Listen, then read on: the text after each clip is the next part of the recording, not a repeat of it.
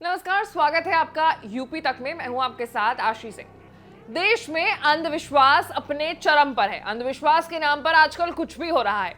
ताजा मामला 3 तलाक से जुड़ा हुआ है, जहां पर मेरठ में एक पति के 3 तलाक देने के कुछ ही महीनों बाद जब सुलह करने की कोशिश की गई तो हलाला के नाम पर महिला के साथ दुष्कर्म करने की कोशिश की गई। अब आपको पूरी कहानी बताते हैं। मामला मेरठ का है, जहां एक महिला को 6 महीने पहले पति ने गुस्से में 3 तलाक दे दिया। बाद में गलती मानते हुए पति ने दोबारा निकाह की बात कही, लेकिन इलाके के एक मौलाना, जिनका नाम सरफराज बताया जा रहा है, उन्होंने हलाला के लिए कहा और बागपत के रहने वाले रियासत से हलाला कराने की बात कही, जिसके बाद मौलाना ने महिला और रियासत को बुला लिया।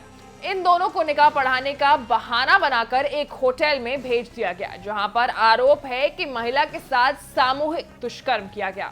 सूत्रों के अनुसार आरोपी रियासत ने अपने गांव के निवासी उम्मेद को भी बुला लिया था और दोनों ने होटल में महिला के साथ सामूहिक दुष्कर्म किया, जिसकी सूचना महिला ने अपने रिश्तेदार भाई को बताई और पूरी जानकारी जो है बाद में पुलिस को पहुंचाई गई। फिलहाल पुलिस ने दोनों आरोपियों को गिरफ्तार कर लिया है। हालांकि पुलिस इस मामले में ज्यादा कुछ बोल नहीं रही है, लेकिन दोनों आरोपियों की गिरफ्तारी की बात कह रही है।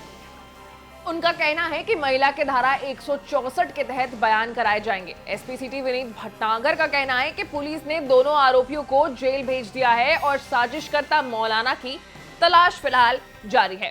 देखिए, थाना टीपी नगर में एक महिला के द्वारा, पीड़िता के द्वारा ये आरोप लगाया गया है कि उसके साथ छल से जो है कुछ लोगों ने जो है बलात्संग किया है।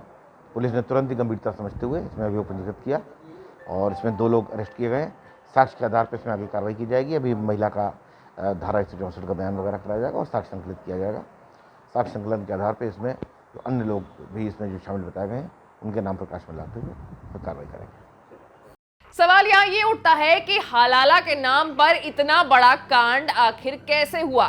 हलाला होता क्या है, सबसे पहले ये समझिए। बिस्मिल्लाहिर्रहमानिर्रहीम। जैसा कि आपका सवाल है हलाले को लेकर, तो इस सिलसिले में मैं हलाले के बारे में मुख्तसर वजाहत कर देना चाहता हूँ कि शरई तौर पर हलाला कोई चीज़ नहीं है। अगर किसी इंसान ने अपनी बीवी को गैर शरई तौर पर तलाक दे दिया तो उस सूरत में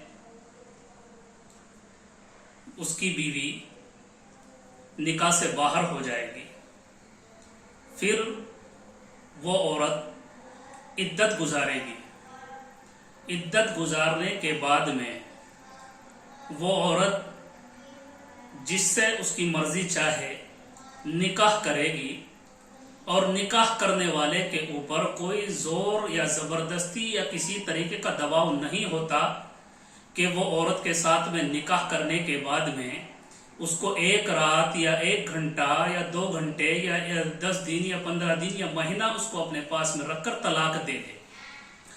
अगर उस औरत का, उस शख्स का, दोनों का आपस में निभाव नहीं होता और उस सूरत में वो शख्स भी उसको तलाक दे देता है, तो इस सूरत में वो औरत फिर दोबारा इद्दत गुजारेगी।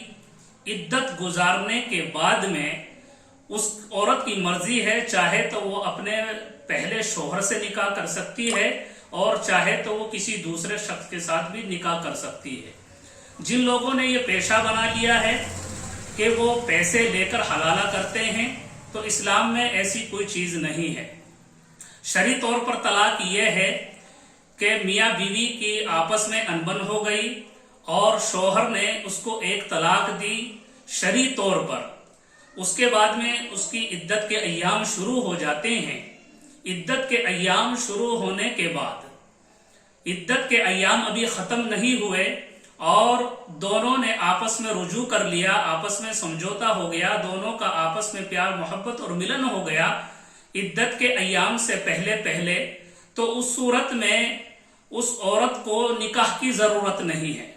और अगर वो इद्दत के अय्याम गुजर गए, इद्दत के अय्याम गुजरने के बाद में वो औरत चाहती है कि उसी शोहर के साथ में रहे, तो वो उसके साथ में दोबारा निकाह करेगी।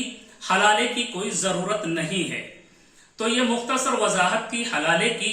जो पैसा लेकर या किसी पर जोर जबरदस्ती कर हलाला करते हैं या करवाते हैं, इस्लाम में ऐसी चीजें जायज नहीं है, दुरुस्त नहीं है।